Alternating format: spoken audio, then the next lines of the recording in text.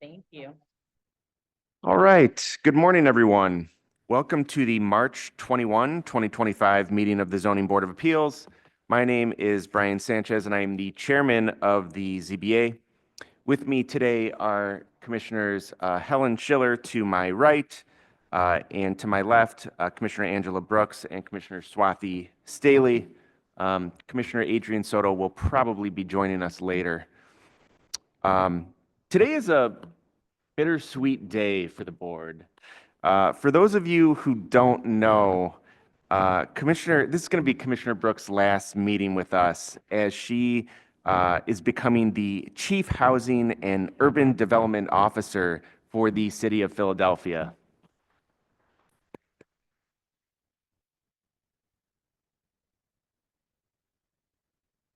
Commissioner Brooks, on behalf of the board, we congratulate you on your new position. It's been a joy to work with you, and Philadelphia is gaining a great Chicagoan. All right, I'd like to call this meeting of the Zoning Board of Appeals to order. I'll take a roll call vote to establish quorum. Commissioner Staley. Yes. Commissioner Brooks. Present. Commissioner Schiller. I am present. Quorum is established. The minutes of February's meeting have been distributed. Unless there are corrections, I move that we approve the minutes as distributed. Commissioner Schiller seconds. Commissioner Staley. Yes. Commissioner Brooks. Present. Or here. Yes, I'm sorry. Commissioner Schiller. I vote yes. The minutes are approved. I move that we approve today's agenda. Commissioner Schiller seconds. Commissioner Staley. Yes. Commissioner Brooks. Yes. Commissioner Schiller. I vote yes. The agenda is approved. Now we will take any continuances or withdrawals.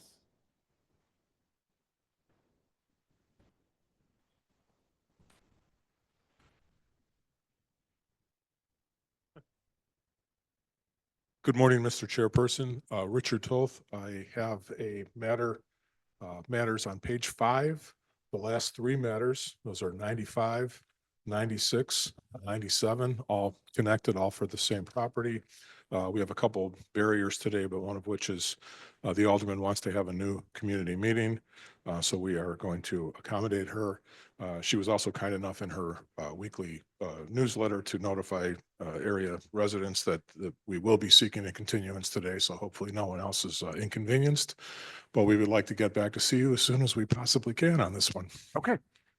So calendar numbers 9525S, 9625Z, and 9725Z will be continued to May 16, the 9 a.m. call, and no further notice will be given.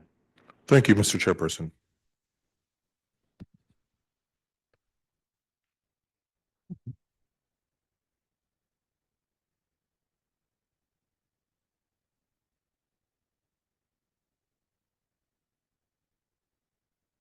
Good morning. Good morning. My name is Zubin Kamula. I'm here on 8225S on behalf of the applicant Sauce Brothers LLC. We're seeking a continuance. My client is out of town on spring break with his family. So, Okay, calendar number 8225S will be continued to May 16, the 9 a.m. call, and no further notice will be given. thank you.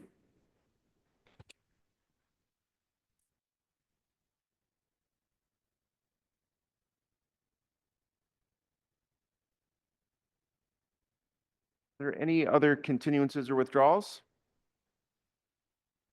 Is there anybody here for 4621 North Clark?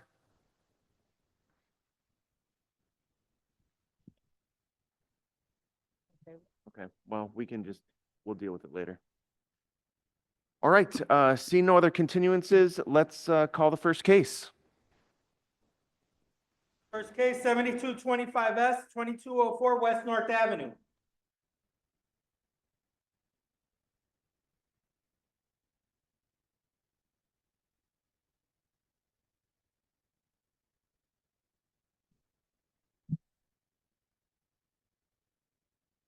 And just so everyone, while the applicant for the first case is getting ready, for everybody here, as you can see right now, we have 4 board members. Commissioner Soto is apparently stuck on a train that is stalled, but should be here sometime later. If you do not wish to proceed with just 4 commissioners, you do have the right to request a continuance, but that's at your discretion. All right, with that, let's see here. Could you state your name for the record, please? My name is Duc Dui Ngo. Okay. And please raise your right hand. Do you swear or affirm to tell the truth in these proceedings? Yes, I do. Okay. And you are here to seek a special use to establish a nail salon, correct? Yes. Okay. And do you affirm that the materials submitted with the hearing packet are still true and correct to the best of your knowledge? Yes. Thank you. Those materials will be admitted into the record. Are there any questions from the board? No. All right. Hearing no questions, we will take this matter under advisement. Thank you. Next case, 7325Z, 7737. Yeah, there is.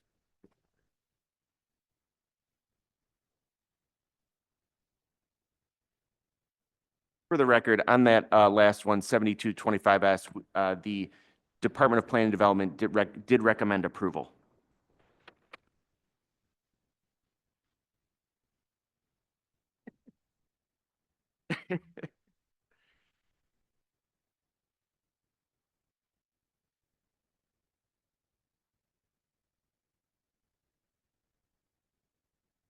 Right. Good morning. Could you state your name for the record, please? Sal Bikovic. Okay. And sir, could you state your name for the record, please? My name is Jose Ponce. You could use that one too. My name is Jose Ponce. Okay. Both of you raise your right hand. Do you swear or affirm to tell the truth in these proceedings? Yes, yes, I do. Thank you very much. Now, we do have the hearing packet for this matter. Do both of you affirm that the materials submitted with the hearing packet are still true and correct to the best of your knowledge? Yes. Yes. Thank you very much. They'll be admitted into the record. Are there any questions from the board? We will take this matter under advisement. Thank you. Thank you. Case, 7425Z, 6601 305 South Evan.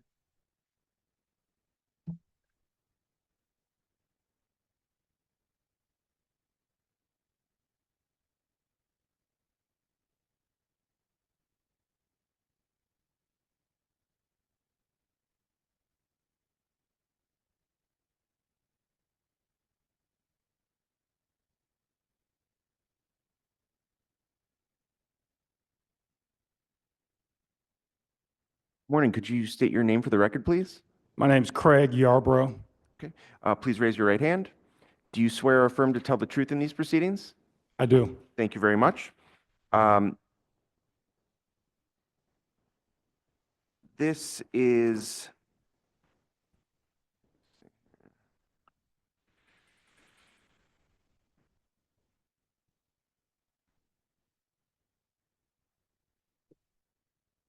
we're 74, right? Yeah. Okay. All right. Yeah.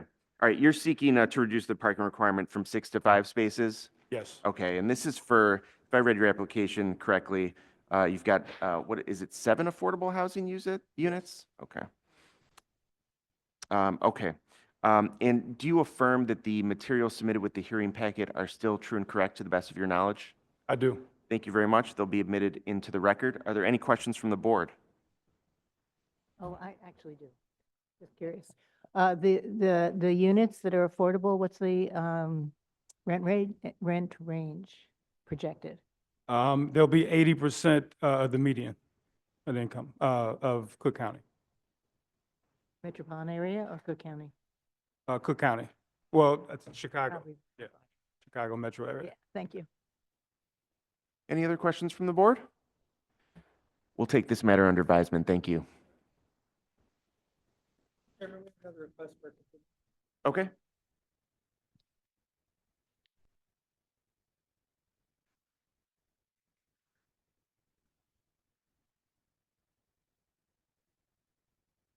Thank you. Okay. No, it's the end. It's 106. Morning, Mr. Chairman, members of the board, Warren Silver, here for, the applicant on 10625S on page 7, 4621 North Clark Street. We are asking for a continuance. We're continuing to work with DPD to answer some of their questions about the project. And what month are you looking for? Are you giving 2 months out? That's fine. Do you think you'll be ready in 2 months? We're going to do our best. I mean, because here's what I would say, if you're not going to be ready in 2 months, then why don't, or if there's a chance you might not be, then I think it's better to move it out to 3. Otherwise, you could end up being 4 months out if you're not ready to go 2 months from now. June would be fine. Okay, Okay. all right. So calendar number 10625S will be continued to June 20, the 9 a.m. call, and no further Okay. notice will be given. Okay. Thank you very much. Thank you. Next case, 7525Z, 2458 West Belle Plaine.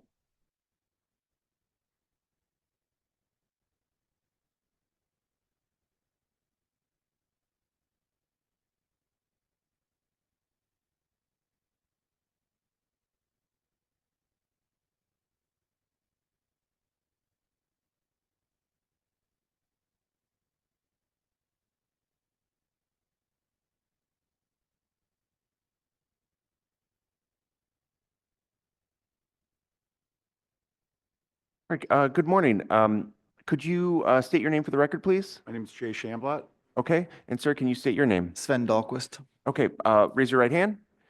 Do both of you swear or affirm to tell the truth in these proceedings? I do. Thank you very much. We do have the hearing packet for this matter. Do both of you affirm that the materials submitted with the hearing packet are still true and correct to the best of your knowledge? I do. They are. Could I just add one other thing? Absolutely. So, beyond the hardship that we listed in the packet, one additional thing that I'd like to add is, as part of the redesign, ultimately with redoing the coach house, we've got elderly parents that are going to be moving in. And right now, as you can see, we've got an exterior staircase going up into the coach house. And with the redesign, we want to create an interior staircase. And so, just from a safety standpoint and with like weather and whatnot. And so that's why we need this extra 23 square feet to do so. So we didn't list it in the application just because we were more speaking about just the hardship of, bringing it up more to the standards of the neighborhood of having like a 2-car garage. But that was more of an additional hardship that we're hoping to achieve. Thank you. I appreciate the clarification. The hearing packet will be admitted into the record. Are there any questions from the board? The only, I think this is on George Street we're talking about, right? The only, oh, no, No, this is Never mind. Belle Plaine. looking at the wrong notes. Okay, nope. All right, we'll take this matter under advisement. Thank you. Thank you very much.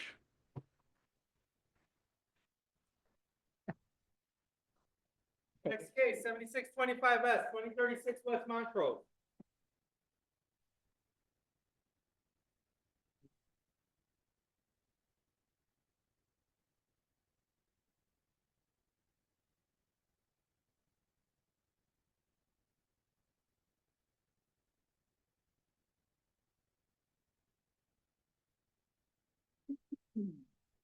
Was it for this one, though? Yeah, I think it was a But different that's one. the only Yeah, one. right, yeah, I think so. Otherwise, it's not. Yeah, and no interested parties. Okay. Good morning. Good morning. Could you state your name for the record, please? Maria Sigmund. Please raise your right hand. Do you swear or affirm to tell the truth in these proceedings? I do. Thank you. And you are here to open up a hair salon? Is that a yes, just for the record? Oh, yes, thank you. I'm sorry. And we do have a recommendation from the Department of Planning and Development that recommends approval of the proposed hair salon. We have the hearing packet for this matter. Do you swear that the materials submitted with the hearing packet are still true and correct to the best of your knowledge? They are. Great. They'll be admitted into the record. Are there any questions from the board? We will take this matter under advisement. Thank you. How do I proceed from here? So at the end of the hearing, we will vote on your matter. Uh-huh. And at that point, your special use will, you contact ZBA, Victor. Take it Okay. from there. Great.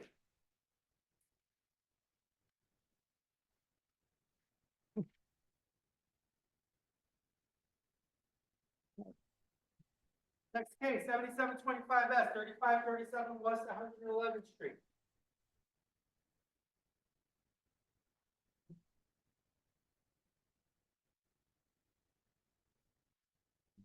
Uh, Right, guess we go.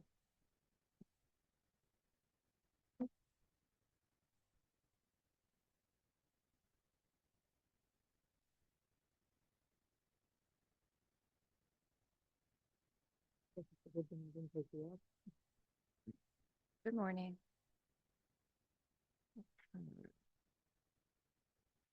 All right, good morning. For everyone planning to testify, can you please raise your right hand? Do you swear or affirm to tell the truth in these proceedings? I do. Thank you very much. Counselor, if you want to give us a brief overview and then introduce your witnesses. My name is Erin Blake. I am here on behalf of the applicant Parlor Hair and Skin LLC. Parlor Hair and Skin seeks to operate a hair salon on the first floor of a commercial building located at 3537 West 111th Street in the B11 Business District of the 19th Ward. They're here to seek a special use because there are other personal service establishments within 1,000 feet of where my clients hope to run their business.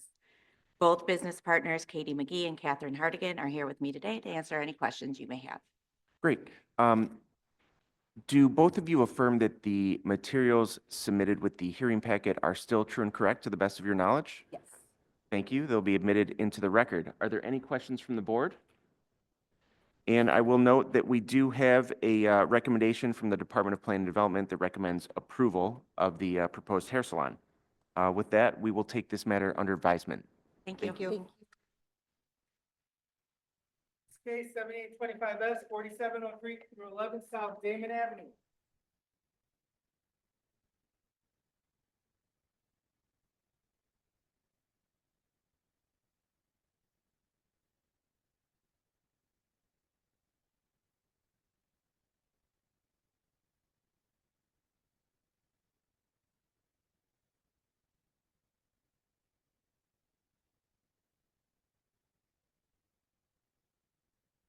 Right. Good morning. Would everyone planning to testify please raise your right hand? Do you swear or affirm to tell the truth in these proceedings? Thank you very much. Counselor, if you want to give us a brief overview and introduce your witnesses. Morning, Mr. Chairman, Commissioners. For the record, my name is Agnes Black. I'm an attorney with Jaffe in Berlin, and I'm here to represent M.E. Damon LLC, the owner of the subject property and the applicant in this special use. I'm here today with Lauren Tsai.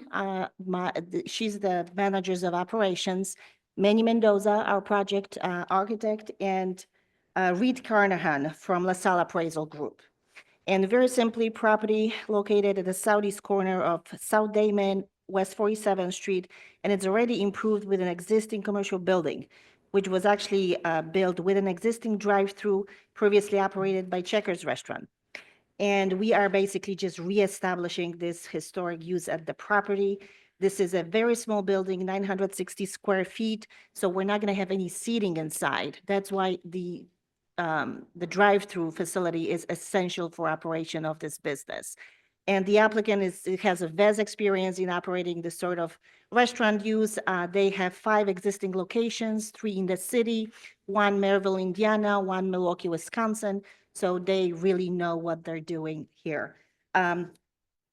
We actually talked to a 15-ward advisory committee. We talked to Alderman Lopez. Everybody was excited that we're going to bring some new culinary experiences to the neighborhood, so everybody was in support of it. So with that, we are humbly asking for your approval. Okay.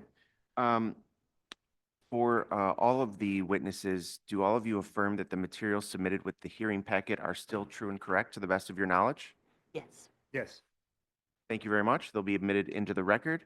For the applicant, I do have a recommendation from the Department of Planning and Development recommending approval. Have you had a chance to review that recommendation? Yes, And do you agree to be bound by the conditions set forth therein? yes. Great.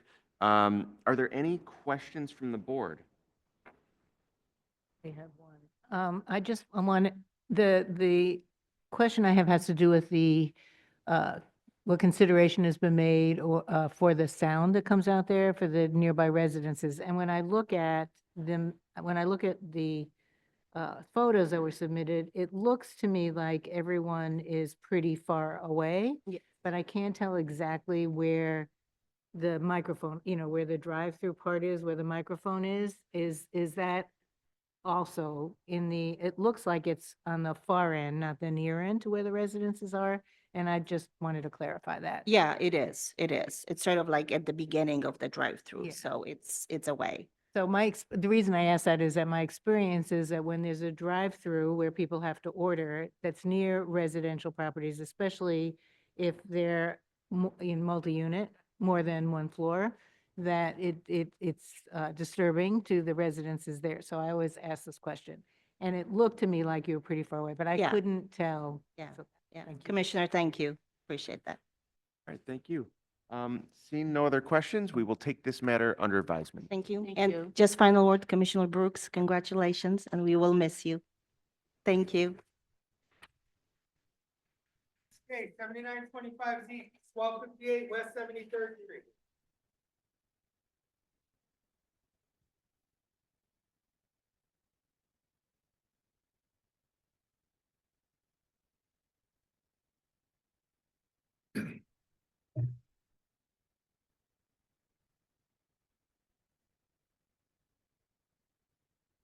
All right, sir, could you raise your right hand, please?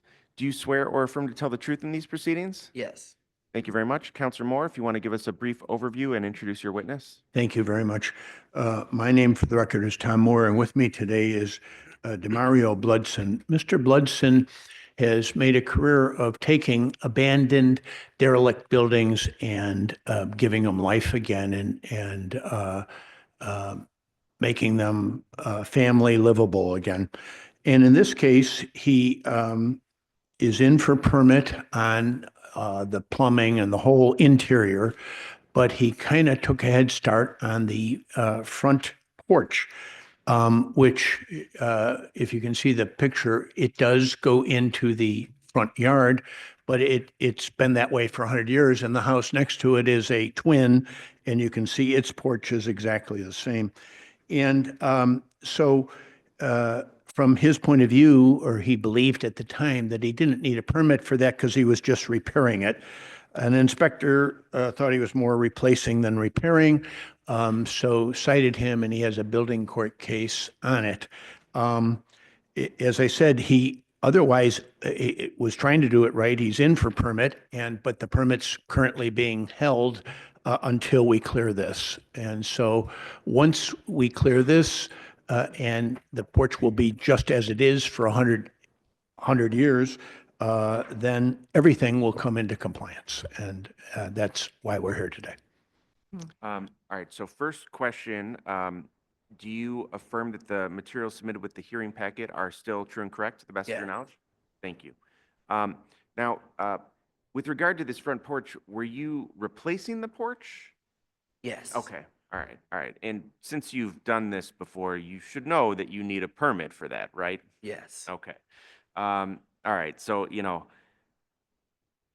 always have to get a permit before you start doing exterior work like that. And since this is not your first rodeo, as your counselor had indicated to us, get the permit first before, you can avoid a lot of headaches that way. Okay. All right. Counselor, I actually wanted to say something to you as well.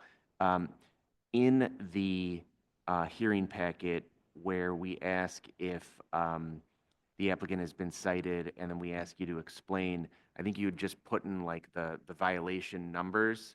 We need An more. explanation, sure. I'm sorry. No, that's okay. Yeah. It's okay. You explained it here on the record, and it was one of the questions I was going to ask anyway, but I just appreciate it if in the hearing packet you would put the explanation. in Sure. there. Okay. Are there any Questions from the board? No. We'll take this matter under advisement. Thank you very much. Oh, wait, actually, I do have Oh, one. oh. Is this currently a vacant property? Excuse me? Is this a currently vacant property? Yes. And so this is a vacant property that you are fixing up in order to be able to rent or sell? Rent. And is that what you generally do in the past? Yes. Okay, thank you. We'll take this matter under advisement. Thank you. Thank you. Cases 8025Z and 8125Z, 1014 West 32nd Place.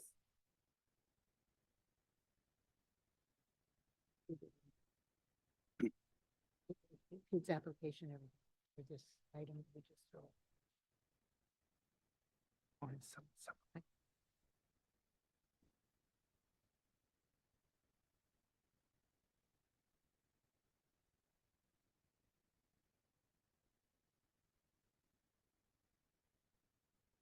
Well, they weren't on SharePoint.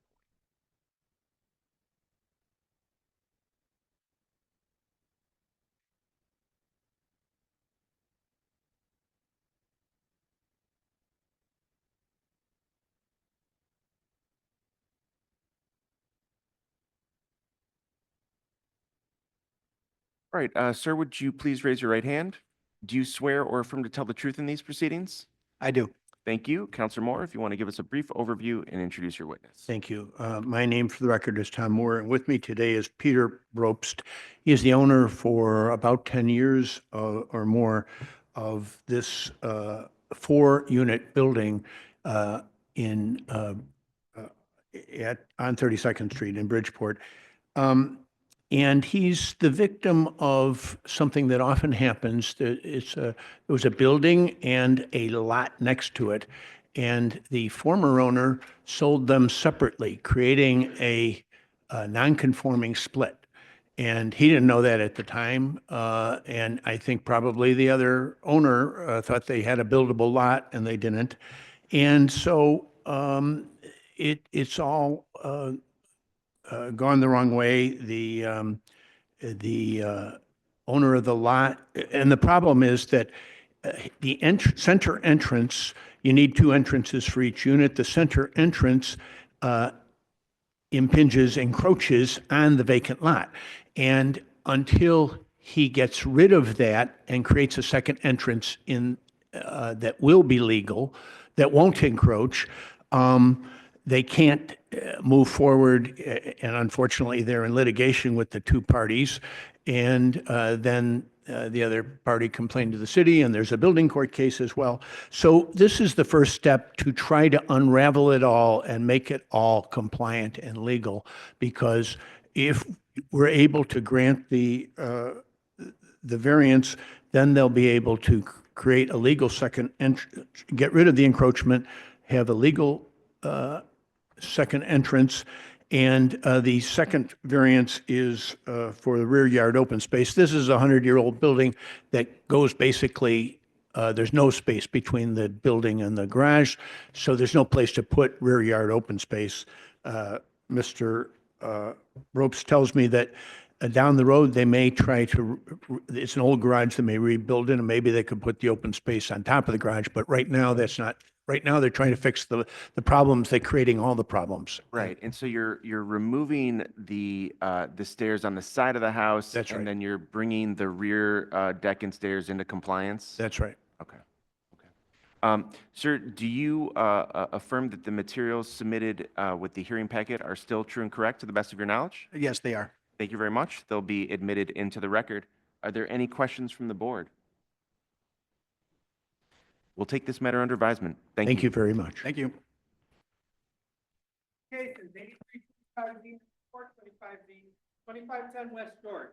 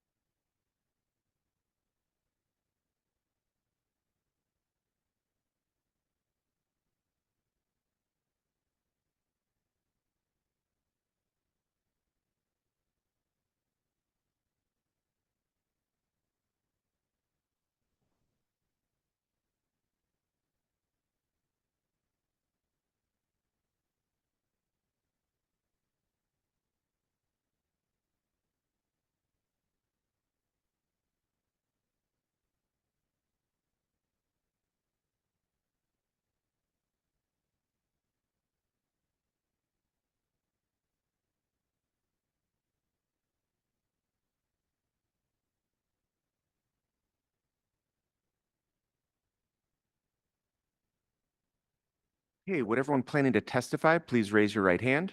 Do you swear or affirm to tell the truth in these proceedings? Yes. Thank you very much. Counselor Fatikas, you want to give us a brief overview and introduce your witnesses? Great. Thank you, sir. For the record, Nick Fatikas from the Law Offices of Sam Banks. I'm here on behalf of the applicant, Chicago Title Land Trust, number 319314. The applicant owns the subject property at 2510 West George Street. The 3,666 square foot lot is a triangle and actually lacks alley access, currently vacant and unimproved. The applicant is proposing to develop the property with a new 4-story, 5-unit residential building. And in order to permit the building and overcome the triangular lot shape, the applicant is seeking a variation to reduce the rear setback for floors containing residential units from 30 feet to 1 foot. The property is also a transit served location because of its proximity to the Belmont Western and Diversey bus routes. This case, the applicant's providing 1-to-1 parking, so we have to ask for a variation to increase the parking from 3 to 5. We do have our witnesses on behalf of the applicant, Ms. Christine Plunkett, and project architect, Mr. John Hanna. Okay. Do both of you affirm that the materials submitted with the hearing packet are still true and correct to the best of your knowledge? I do. Thank you very much. They'll be admitted into the record. Are there any questions from the board? Just a comment for the application, and this is actually for all the zoning lawyers in here, pay attention for a second, because you're not the only one who does this, but as was common with the prior forms, you and some of the other lawyers would submit affidavits of the applicant and the architect, and that was done here. What I want to tell you and all the other zoning lawyers is the reason that we added the 109 verification is that so that information could be put into the body of the hearing packet. So in most of it, as I looked through, most of that information is already in the hearing packet. So what I would ask is going forward, just put that information in the hearing packet itself. So As opposed to an additional as exhibit. opposed to an additional That's fine. document, Yeah. because the 109 verification covers that. Perfect. And then that way I don't have to reread, everything that I just read in the hearing packet. Got All No. right, thank you very Well, That's much. probably true for the rest of It the is, it cases, is, it is. So this is I'm only going to say it once, but We'll adjust. yeah, all right, thank you. With that, we will take this matter under advisement. Thank you. Cases 8525Z, 8625Z, 1087 North Marshfield.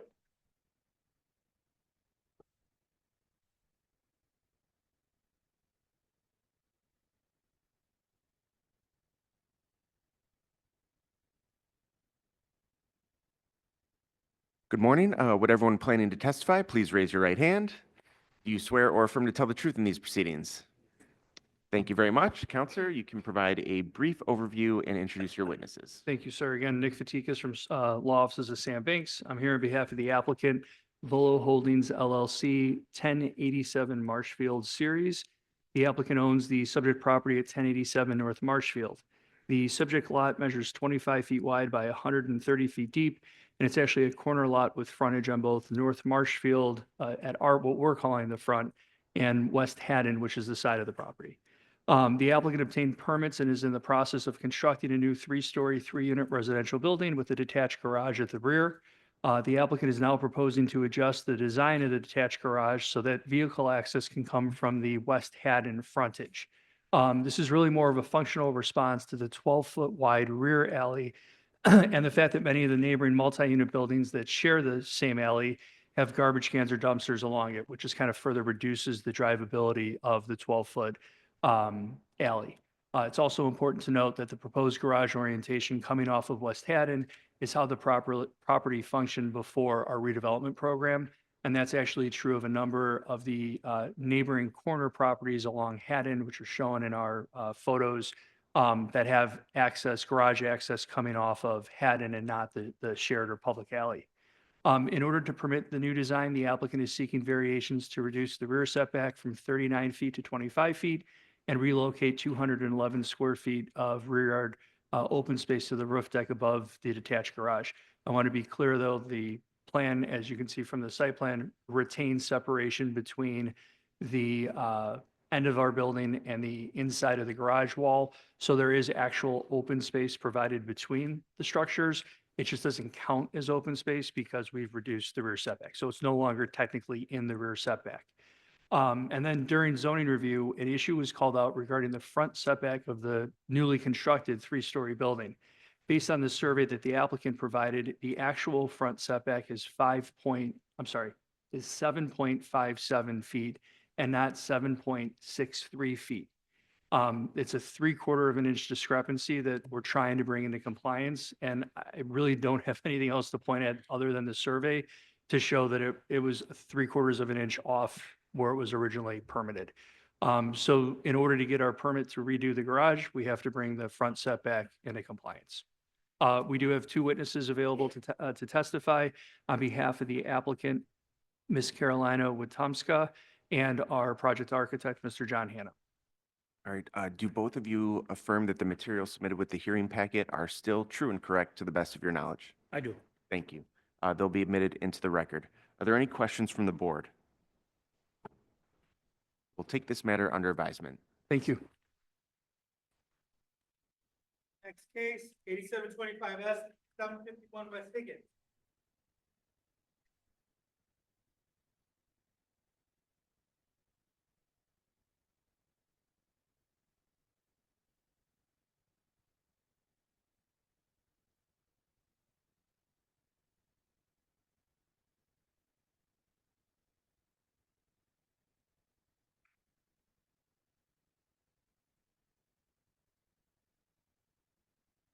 Good morning. Would everyone planning to testify please raise your right hand?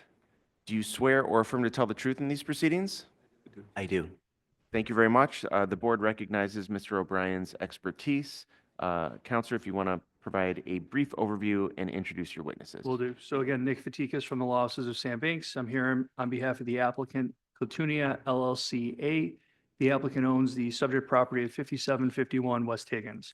The subject property measures 25 feet wide by 125 feet deep, and it's improved with a two-story mixed-use building containing a vacant retail unit and 6 residential apartments. While the applicant purchased the property in its current configuration, we've really come to learn that the 6th residential unit was never permitted by the prior property owner. A city inspector cited the property, and the applicant is now working to bring the existing building conditions into compliance. And given the difficult retail market, the applicant is proposing to convert the retail unit to a residential unit.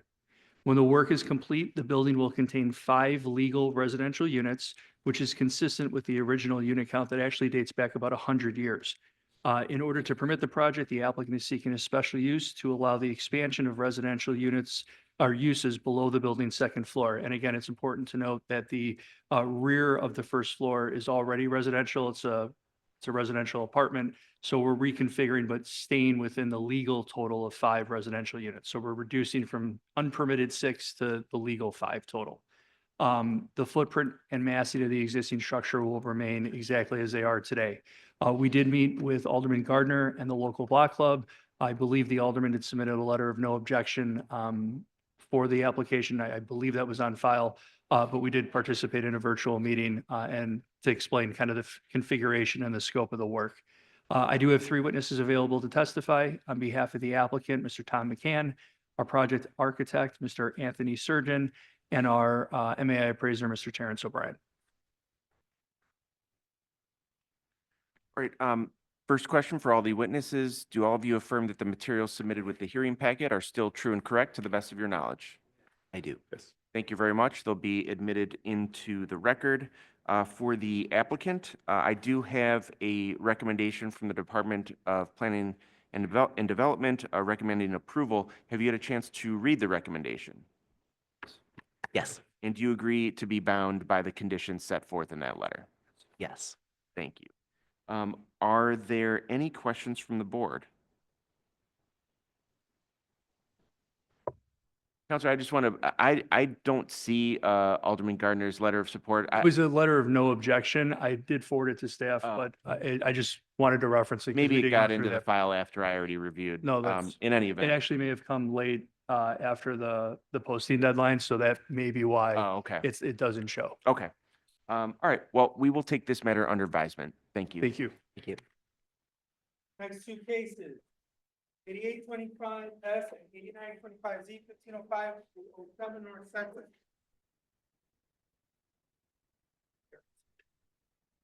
Probably. Continue. Which one? The next one on the agenda, which we're skipping, 8720. That was the one we just did. Oh, I'm sorry. Yeah. Yeah. Right. Okay.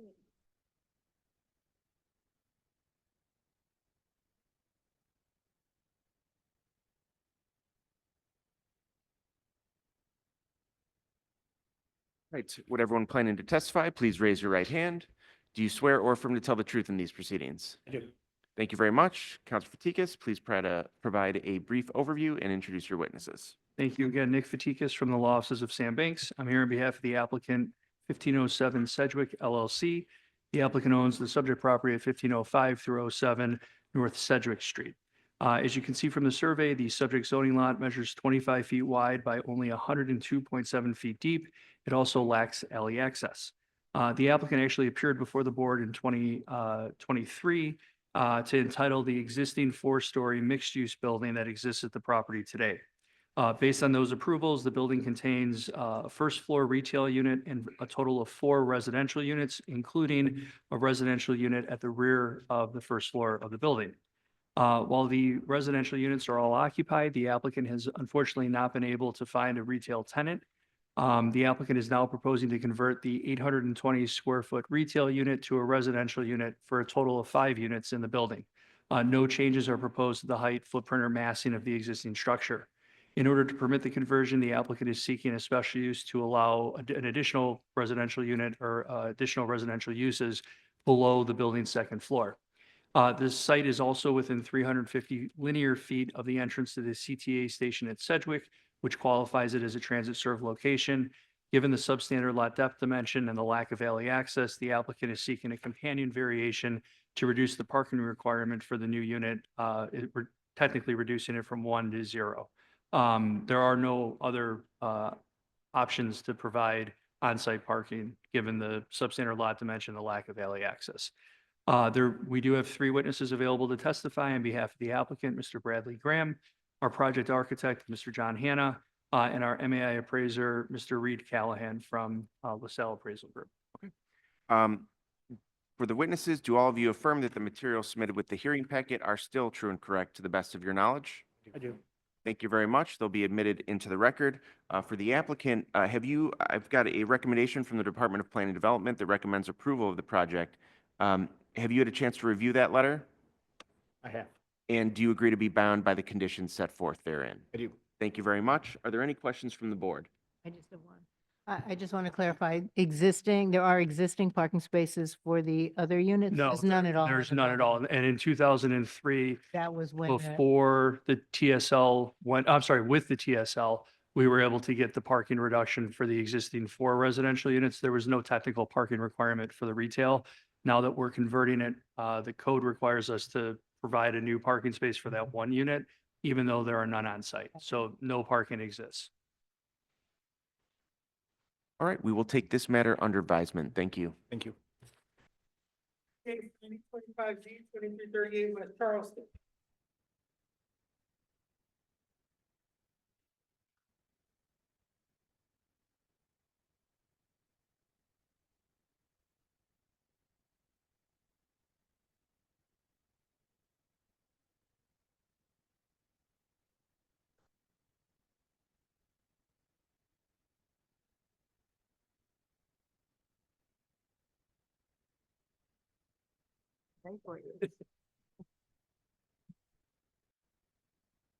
Okay, would everyone planning to testify, please raise your right hand.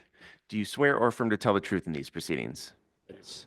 Thank you very much. Counselor, please provide a brief overview and introduce your witnesses. Again, Nick Fatikas from the Law Offices of Sam Banks. I'm here on behalf of the applicants Brian and April Rump. The applicants own and reside at the subject property located at 2338 West Charleston. As you can see from the survey, the subject lot is substandard in both width and depth dimensions. The property is improved with a 3-story single-family home with an attached garage with a roof deck above it. The property was actually purchased by the applicants in 2019. They recently applied for permits to repair portions of the wood floorboards on the garage deck and to install a new pergola feature above that open deck. During the permit review process, the zoning reviewer raised an issue that the existing 12-foot tall metal gate at the rear of the property was never permitted. As best we can tell, the gate was installed by the prior owner in approximately 2015, 4 years prior to the Rumps taking ownership of the property. So in order to bring the existing metal gate feature into compliance and then permit the work on the roof deck, the applicants are seeking a variation to reduce the rear setback. So in terms of hardship, we're dealing with an inherited non-conforming building condition on a substandard lot. We do have 2 witnesses available to testify, one of our applicants, Mr. Brian Rumpf, and our project architect, Mr. Preston Fawcett. All right, for the witnesses, do both of you affirm that the materials submitted with the hearing packet are still true and correct to the best of your knowledge? Yes. Yes, they are. Thank you very much. They'll be admitted into the record. Are there any questions from the board? We will take this matter under advisement. Great, thank you. Thank you. Case 9125S, 2620 West March Avenue.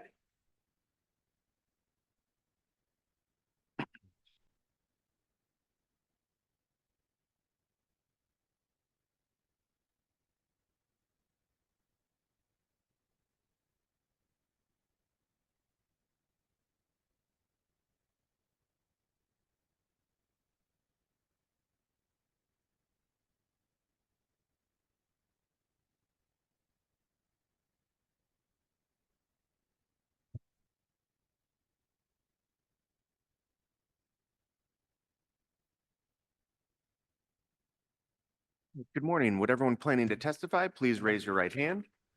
Do you swear or affirm to tell the truth in these proceedings? I do? Yeah, I do. Thank you very much. Counselor, if you want to give us a brief overview and then introduce your witnesses. Good morning, Mr. Chairman and members of the board. For the record, my name is Nicole Opatinsky, and I'm an attorney with the law offices of Samuel VP Banks. I'm here today on behalf of the applicant, Memken LLC. The applicant is leasing a ground floor retail unit within the building located at 2620 West North Avenue. The applicant intends to establish a massage service in a facility in that space. The proposed massage facility will accommodate 4 massage rooms. The applicant intends to provide therapeutic massages, essential oil massages, hot stone services, and sauna services. In order to permit the proposed massage facility, the applicant is seeking a special use because the subject property is located in a B3-1 zoning district. I have 2 witnesses to testify today, the manager of the applicant, Kang-Ning Zhu, and our MAI appraiser, Reed Carnahan. Thank you. For the witnesses, do both of you affirm that the materials submitted with the hearing packet are still true and correct to the best of your knowledge? Yes. Yes. Thank you very much. They'll be admitted into the record. For the applicant, we have a letter from the Department of Planning and Development that recommends approval of the massage facility. Have you had a chance to review that letter? Yes. And do you agree to be bound by the conditions set forth in that letter? Yes. Thank you. Are there any questions from the board? We will take this matter under advisement. Thank you. Thanks. Case 9225S, 4408 North Kedzie.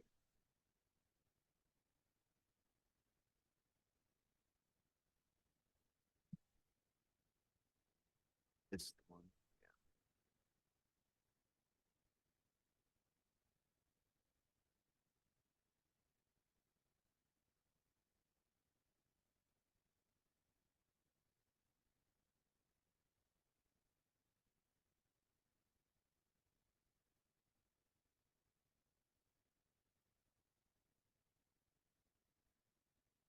Okay, sir, could you raise your right hand? Do you swear or affirm to tell the truth in these proceedings? Yes. Thank you very much. Counselor, please provide a brief overview and introduce your witness. Good morning again, Mr. Chairman and members of the board. For the record, my name is Nicole Opatinsky, and I'm an attorney with the law offices of Samuel VP Banks, located at 221 North LaSalle Street, 38th floor. I'm here today on behalf of the applicant, AP Barber Studio, Inc. The applicant intends on leasing the ground floor retail unit located at 4408 North Kedzie Avenue. The applicant is proposing to establish a barber shop within that space. In order to permit the In order to permit the use, the applicant is seeking a special use because the subject property is located in a B3-2 zoning district, and there is at least one other personal service use located within 1,000 feet of the subject property. I have one witness that will be testifying today on behalf of our applicant, Mr. Alder Perez. Sir, do you affirm that the materials submitted with the hearing packet are still true and correct to the best of your knowledge? Yes. Thank you. They'll be admitted into the record. Are there any questions from the board? We will take this matter under advisement. Thank you. Thank you. Oh, and I do note for the record that the Department of Planning and Development recommends approval. Two cases, 9325Z, 9425Z, 3128 North Oakland.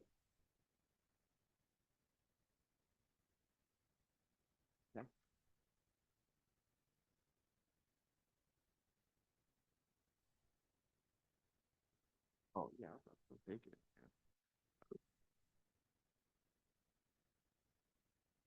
All right, this one I actually remember. We're back, Um, sir. Yeah, well, so here's the issue I have with this one, because under Rule 2.2, you're not supposed to be back here for a year. For the same application. If you look to, there's first off, we're here on a new set of denial letters that change the scope of the relief. So the relief, and I actually printed out the presentation from 2004, 24, I'm sorry. The proposed rear setback then was 12.5 feet. That's been modified to 19.7. The proposed south side setback was 2.04 feet, and we're at 2 feet, but we changed the combined side setback from 5.04 feet, which is what was proposed in 2024, to 6.08. The rear yard open space is the same relief request.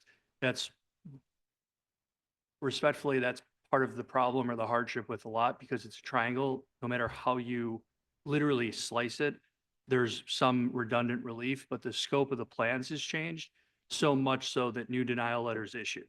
And if you look at page 6 of our plan set submittal, we call out the previously proposed footprint, the technical setbacks in red, and then where we're at now. So it's an 8-foot difference in terms of the setback on the north corner of the lot. And it's approximately, well, not approximately, it's previously was a 682 square foot addition. And now we're proposing 500 and, give me 1 second, I'll give you the 502 square feet. So the size and scope of the addition changed and was reduced to trigger new relief and a new set of denial letters. If we were here on the same application, I'd agree with you 100%. But our only solution is to redesign, which is how we got back before the board today. See, I don't read it that way. So 2.2, the ZBA, I'm just going No, to it's quote 2.2.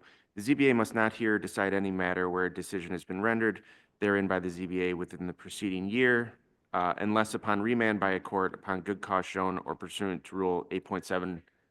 I'm sorry, I need to go slower. Unless upon remand by a court upon good cause shown or pursuant to Rule 8.7 or 8.10, which aren't applicable. Right. So I would argue, I'm sorry to interrupt, but I would argue that good cause has been shown based on the remassing of the proposed addition. And if you recall, this was a rather contentious variation presentation in 2024. We've consulted with our neighbors, and fortunately for us, our neighbors aren't here. Right. That maybe even speaks volumes to the amount of change in the good cause shown that the massing was reduced to a point where new denial letters issued, a new scope of relief issued. And again, we believe we comply with the rule to be able to proceed today and not wait 2 more months. I'd also point out that in terms of good cause, this is a home that's occupied by a family. They're trying to add a primary bedroom for themselves. It's just delaying a family project. I guess I'd understand it. Maybe the facts were different if it was a developer, if there was contracts, and at the end of the day, the good cause is the fact that it's a family trying to stay in the property and provide living space for the family. Okay, all right, here's what I want to say. So I don't agree that this is a new matter. I see it as a matter that's been revised to accommodate some objections that were previously made. But I don't agree that it's a new matter such that the 365-day rule would not apply. I think it does apply to this matter, and I think there's good reason for that. One of the reasons that we have this rule is that so an applicant just can't come in here and, shoot for the stars, and then when isn't granted that, well, now I'm gonna, now I'll go for some lesser relief and try and do that 3 months from the denial. That's not why, that's what we're trying to avoid doing. Now, with regard to good cause, I'm actually going to let this matter proceed. I think that what you've just stated will constitute good cause for this matter. So I'm going to let it go on that basis, okay? And I just want to say that I think this is extraordinary too. I don't want you to think that you can come in here and just say we've got good cause after a denial, because the result may not be the same the next time. And so for those reasons, I'm going to let you proceed today. The other thing that I do want to mention, and I think I know what your responses will be based on what you've already said, but I do think that it was not a great idea to not raise the fact that this, property had been before us in the last. We included a copy of the decision in our submittal. I did So not see that in It was in our, I didn't see that in the Because- hearing packet. and then that was a oversight by our Okay. office, but it was all part of it, and I figured you'd remember.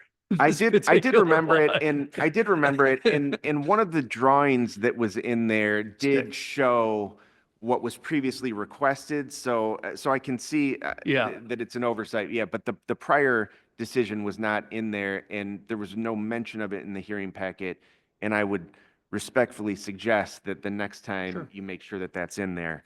All right, with that being said, we will hear this matter. So first things first, would everyone planning to testify, please raise your right hand. Do you swear or affirm to tell the truth in these proceedings? Yes. Thank you very much. Counselor Fatikas, if you want, please provide us a brief overview of this application and then introduce your witnesses. All right, great. So again, Nick Fatikas from the law offices of Sam Banks. I'm here on behalf of the Actually, applicant. and before you begin, just so the record is clear, Commissioner Soto has now joined us for this matter. And we're just starting it, so here we go. So again, Nick Fatikas from the law offices of Sam Banks. I'm here on behalf of the applicants Eric Eichler and Andrea how do I say her last name? I'm sorry. Olova. The applicants own the subject property again at 3128 North Oakley. As you can see from the survey, the subject lot is a triangular corner lot with 79 feet of frontage along North Oakley and 112.5 feet of frontage along the diagonal alley at the south.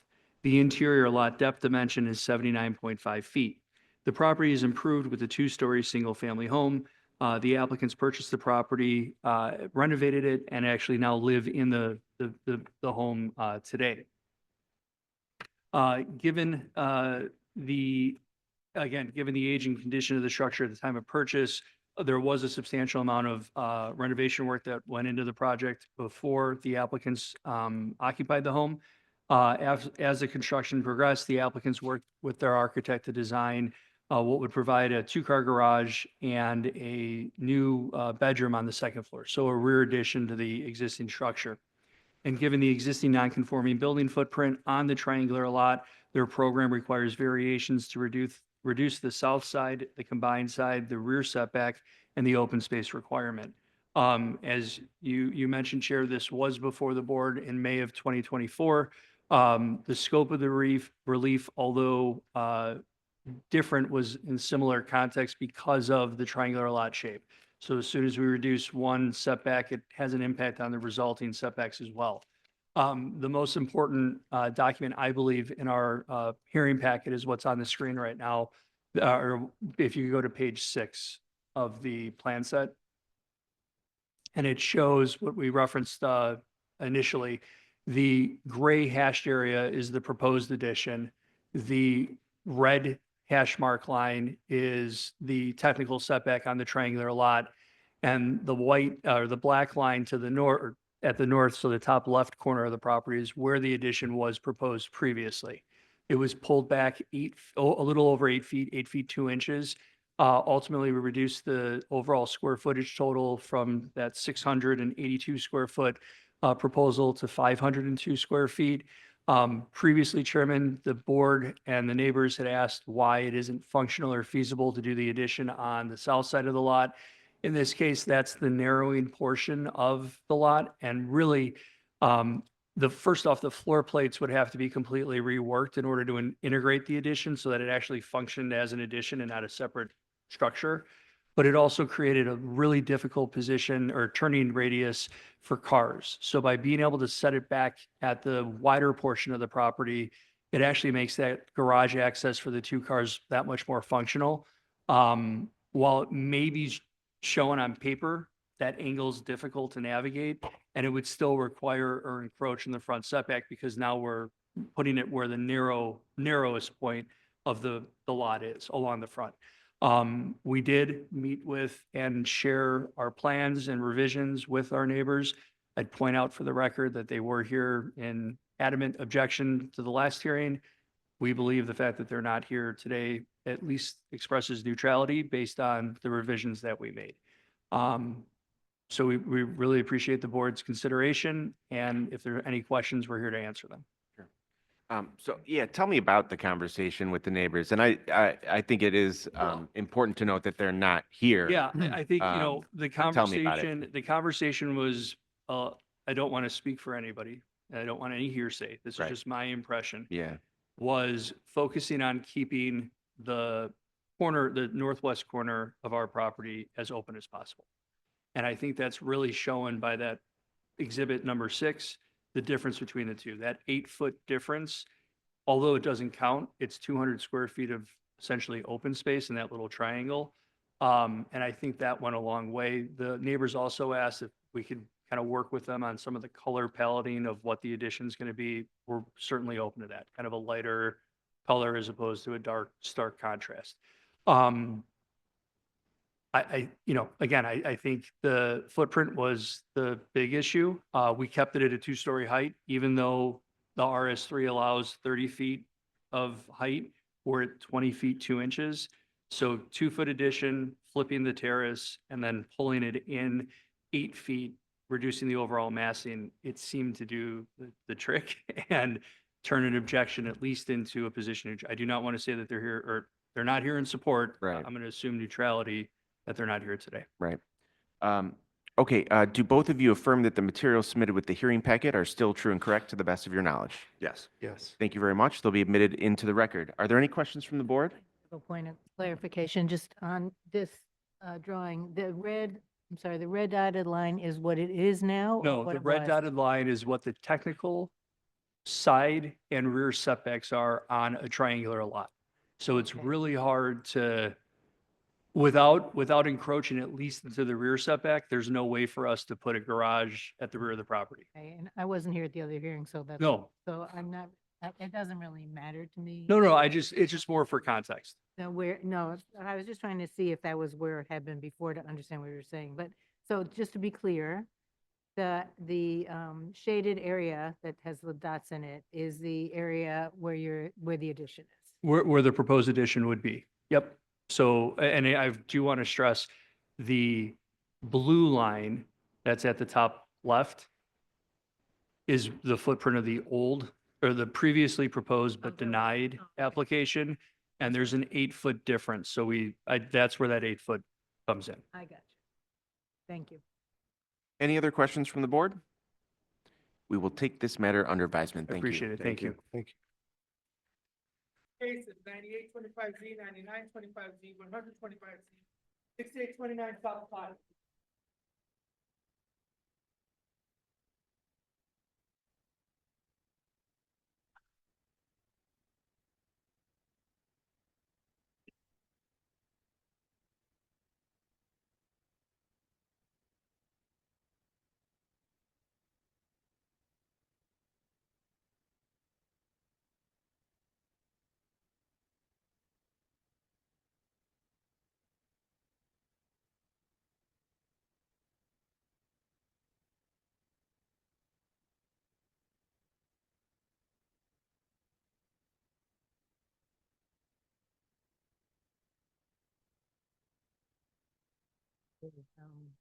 All right, would everyone planning to testify, please raise your right hand?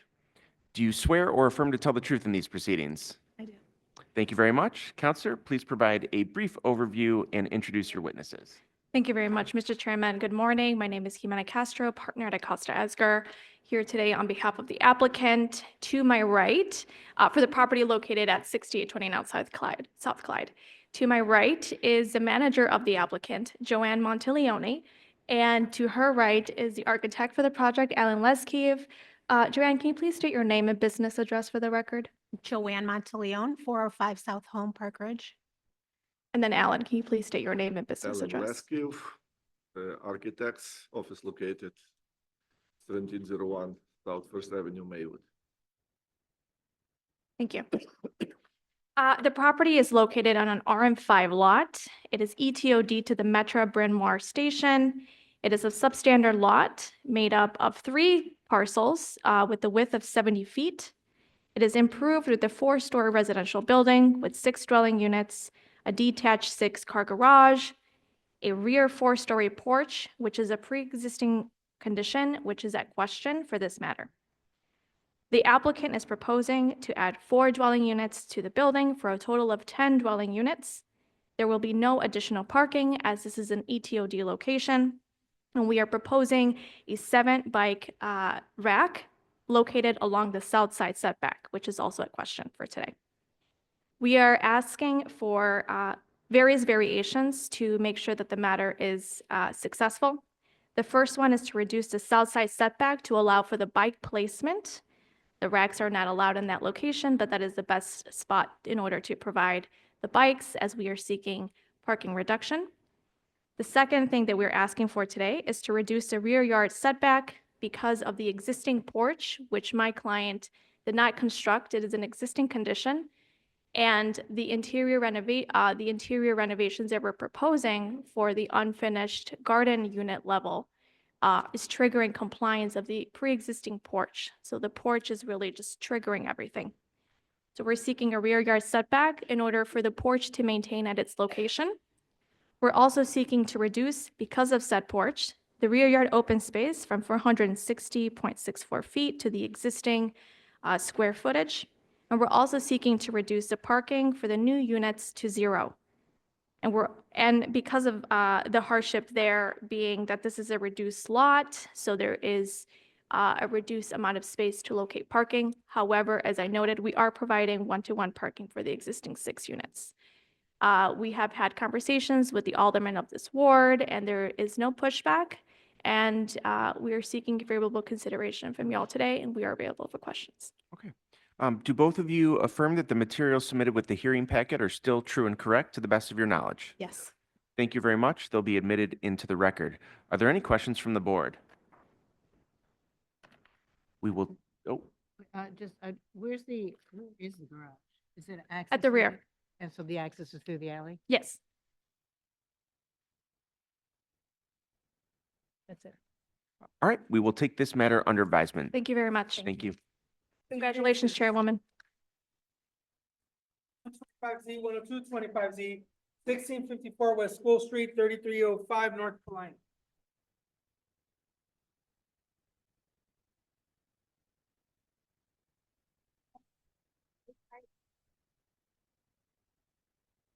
Oh, Mr. Barnes, haven't seen you in a while. well, and you missed me by a week having laryngitis. It would have been your Oh. like double lucky day.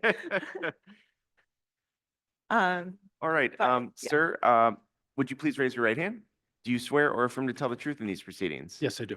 Thank you very much. Counselor, please Thank provide you. a brief overview and introduce your witness. Thank you so much.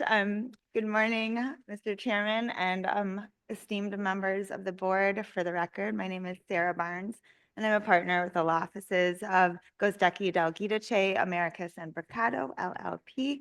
Here with me today is a managing member of the applicant LLC, Bob Mangan. The applicant does own the subject property, which is comprised of a single zoning lot that measures a mere 102 feet deep. So it's significantly substandard pursuant to the zoning ordinance's definition of a standard size lot. The applicant is seeking to improve the property with a new 4-story, 17-unit residential building that will feature all large format units, 2-bedroom and 3-bedroom dwelling units, all of which will be ADA accessible and 3 of which will be affordable. We are here today to overcome the substandard lot depth, seeking a variation to reduce the rear yard setback from 30 feet to just over 6 feet. And then as well, this is a transit served location. As a result, there is a maximum number of allowed parking, 50% of the total number of dwelling units. Because these are larger format units, however, we do anticipate that more than 50% of the homeowners will have a vehicle. So we are seeking to increase that maximum number from 9 to 13, and that will accommodate all of the larger format units. We actually went through a really lengthy community engagement process and 2 aldermen on this one because we started it during the predecessing election and remapping. So we do have the support of both aldermen and we've met with the community organizations and neighbors, and we do have their support. That should all be in the hearing packet. So with that, You I would. obtained a zoning amendment to accommodate did. the project. We correct? did obtain a type 1 zoning map amendment. It was prior to the city's amendment of the text ordinance that allows for this type of relief to be effectuated in the type 1. So Understood. that's why we came back to see you. Okay. I forget, did you introduce your witness? I introduced him, but I didn't have him swear to the That's okay. hearing packet. Sir, do you affirm that the materials submitted with the hearing packet are still true and correct to the best of your knowledge? Yes, they are. Thank you. They'll be admitted into the record. Are there any questions from the board? We will take this matter under advisement. Thank you very much. all. Good Have to a see good you. weekend. Actually, are you here to speak on this matter? If you could state your name and address for the record, please. My name is George Blakemore. Could you put the microphone to your, Yes. My name is George Blakemore. and if we could And- just put 2 and I minutes am- on the timer for Sir. public comment. Sir, I live in the 1300 block of North LaSalle, and I am a legal citizen of the city of Chicago, and I'm advocating when you hear me and see me continue to come up here, I'm advocating that you do not have to get a letter from your alderman. And most times, the aldermen are not even present for those hearings. So you will be seeing me continuously coming up here because I don't have to live in the area. I am a U.S. citizen, and I'm advocating that and want to educate the people that an attorney is not needed. They can do this themselves without spending money. Come and change these zoning ordinance. So that's why it's good for people like me to show up, to educate the people, because a lot of them spend money for lawyers because they don't know that they can do it, because the system is so corrupt. They believe that they would have to pay to play. And thank you. All right, thank you very much. All right, are there any questions from the board? We will take this matter under advisement. Thank you. Next case, 10325Z, 4837 North Hamilton.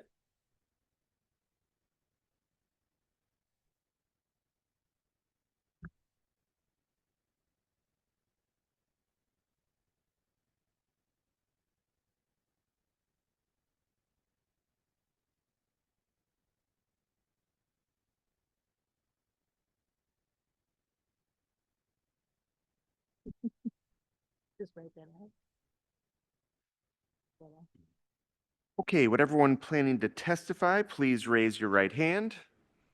Do you swear or affirm to tell the truth in these proceedings? Yes. Thank you very much. Counselor, if you want to please provide a brief overview and introduce your witnesses. Sure. Good morning, Mr. Chairman. For members, for the record, my name is Fred Augustin with the Law Office of Sam Banks.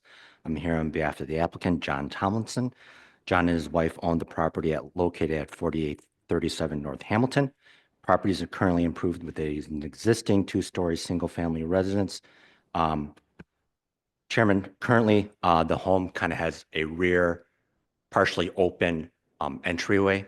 What they're planning on doing is enclosing that entryway, renovate it.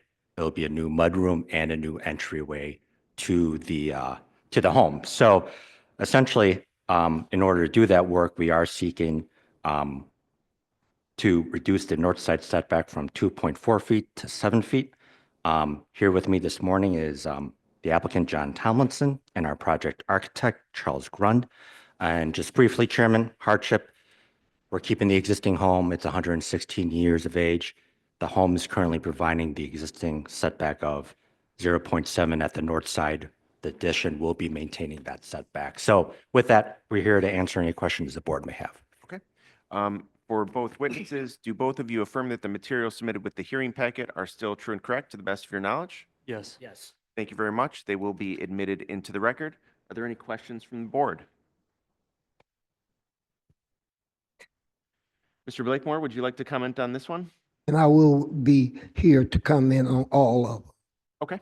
So, my comment is that when they purchased this building, what they aware, they don't have to answer my question. I can ask them, were you aware of the zoning code? Sometimes people purchase property knowing that it doesn't meet a certain criteria, and then they go and hire some real estate attorneys, and they pay to play, and they come down here. But my question is also, you don't have to answer them. It's not a question and answer session. You don't have to answer them. But where is the ultimate? And you have to get a letter from the alderman and the people in the community. They're not objecting. So the system is broken because it's pay to play. And we want to change the image of our great city of Chicago. We want to educate, we want to inform and enlighten our citizens that the corrupt system, pay to play, getting an attorney when each one of these, everyone should be able to come down and ask to rezone, and it's not necessary to have a group of cadre of lawyers that I've been seeing down here for 10 or 15 years. They're making a living out of this, the corruption, fraud, and abuse to the applicant. And I'm going to say it loud and clear. Were you aware of this setback or whatever? Thank you. Thank you very much. Councilor Augustin, a comment regarding the application for the hearing packet for this matter. And this is not just for this one, but for the other ones that you submitted. First of all, were you here when I made the comment to Councilor Fatigas? All right, so you've got the same issue with the affidavits. Just put it into the hearing packet itself. The other thing that I wanted to mention is on the photos. There are times where you use one photo to depict multiple requests that we have. So we request one of the front and then one of the left side of the property showing the neighbor's property, one of the right side of the property showing the neighbor's property to that side, and you would just give us one photo from 200 feet back. They should be separate photos closer up. Okay. Understood. Okay. No, I'll Thank you very much. take note of that. Thank you. With that, we will. Are there any questions from the board? No. Although I do think you should clarify that the Alderman don't. Yeah. All right, we'll take this matter under advisement. Thank you. Thank you. I want to clarify that. then. I just want to clarify for Mr. Blakemore that a letter from an alderman is not required before the zoning board of appeals. Next case, 10425C, 1908 North Francisco.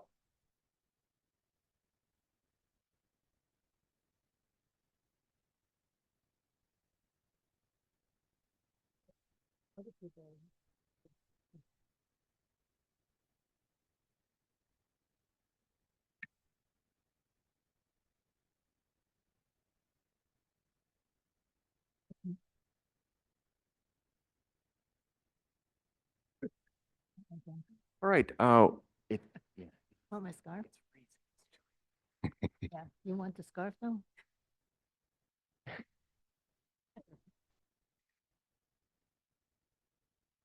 Because it's been on me.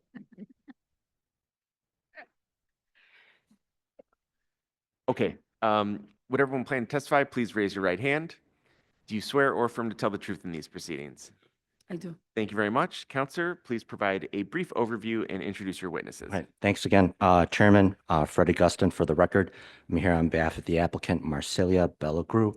Marcelia and her husband own the property located at 1908 North Francisco. Property is a double lot and is improved with an existing two-story single-family residence as well as an almost completed rear coach house with a garage.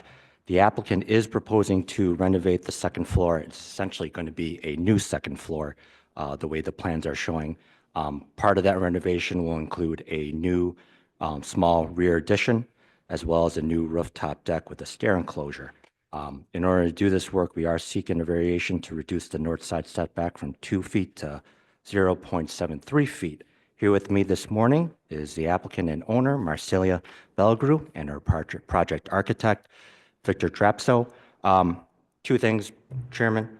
We were actually here before the board, same property, back in June 2024. We were seeking a rear setback relief for the proposed two-car garage with the rear coach house.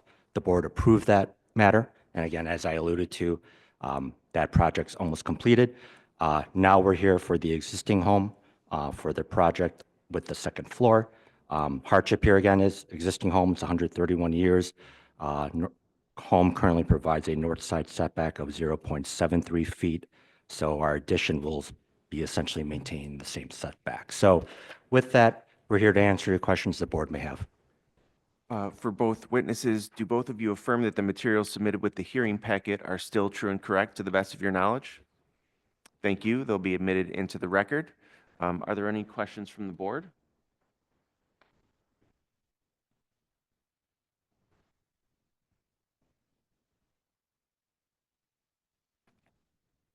No.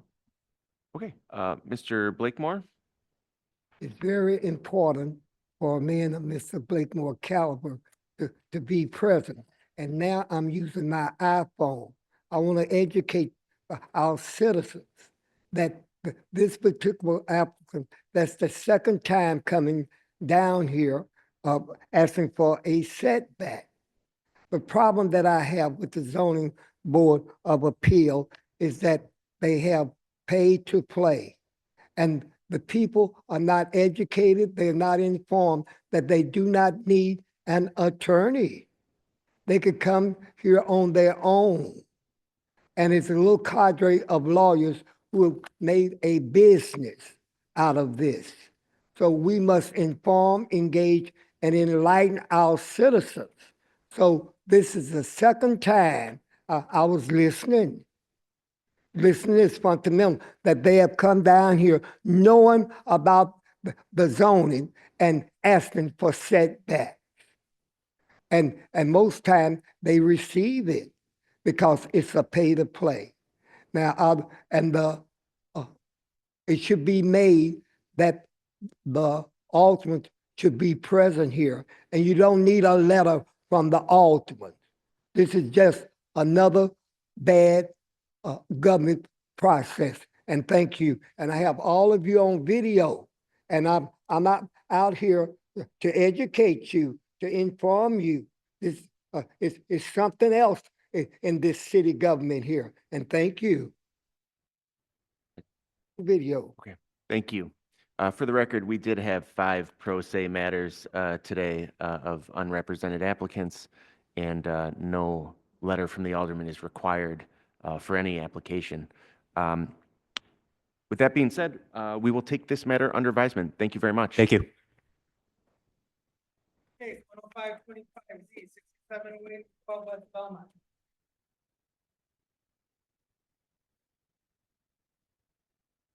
I think this is the last one. Yeah. Yeah. Yeah, Continue. this was.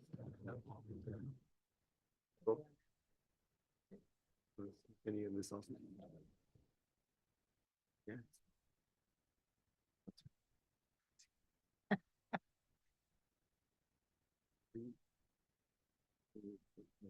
Mhm.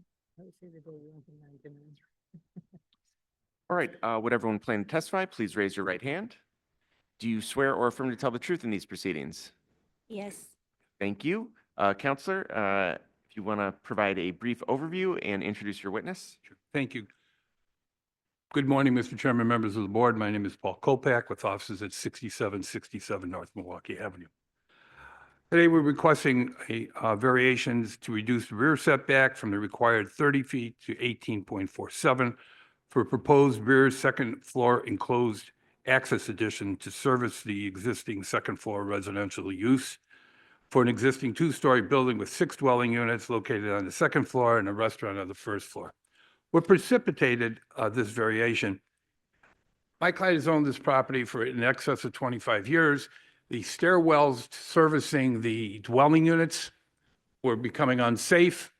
She hired somebody to redo. She thought she was doing the right thing and providing safe access to her second floor dwelling units. Hired somebody. She has only been in your restaurant. She's not a developer, construction person. She hired this person. No one said to her that you need variations or anything else. She then started with it. The inspectors came out. We have spoken to Alderman Sposato about this. Obviously, the way we got our denials, all the plans to remedy are based upon getting approval for these variations today. But again, she's never really done this before, and as a restaurateur. And you're replacing the stairs that are in need of repair. Correct. That's what precipitated the whole thing. They were unsafe. And then we got caught with someone giving her bad advice. Sure. For the applicant, do you affirm that the materials submitted with the hearing packet are still true and correct to the best of your knowledge? Yes, correct. Thank you. They'll be admitted into the record. Are there any questions from the board?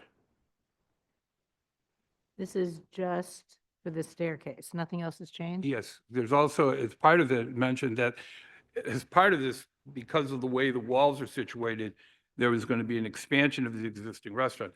The restaurant is Cafe Prague, who has been a kind of a mainstay in that area since 25 years. She's been very successful there. And that was part of the hire. And that's why when we came back and finally put all the plans in, it's also to expand the restaurant within the first floor. That's what triggered it. The trigger was really not so much one and the same, but the trigger was really, as long as we're making these stairwells safe and the walls are there, why don't we expand our restaurant? That's. Okay, Mr. Blakemore? Is knowledge is power. Now, coming in with an excuse, this is a mixed-use building. And it's a restaurant on the floor. And she says the last contractor didn't let her know. And she's coming to this body to get something that she's not entitled to have. Now, when you're uninformed and unengaged, it's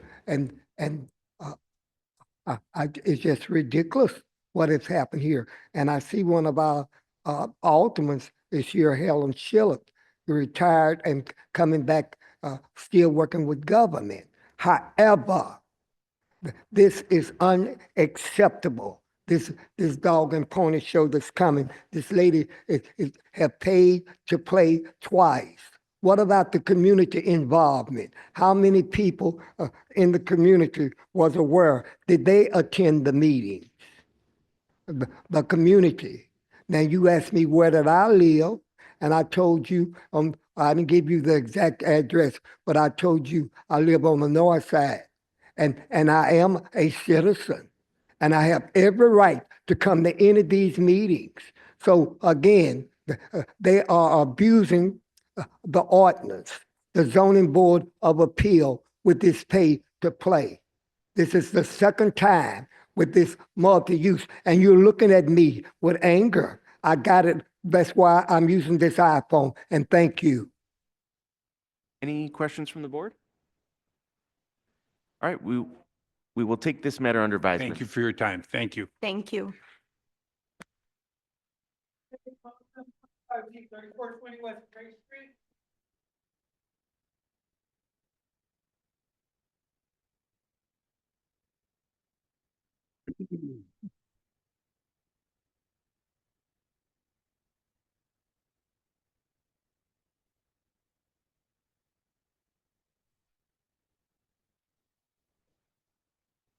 Did he sign Oh. in? He was in Oh. opposition. Hold up. Counselor Kolpak, please come back. Did he? What's that? Oh. Yes. Sir, if you could come over, objectors, should come over here.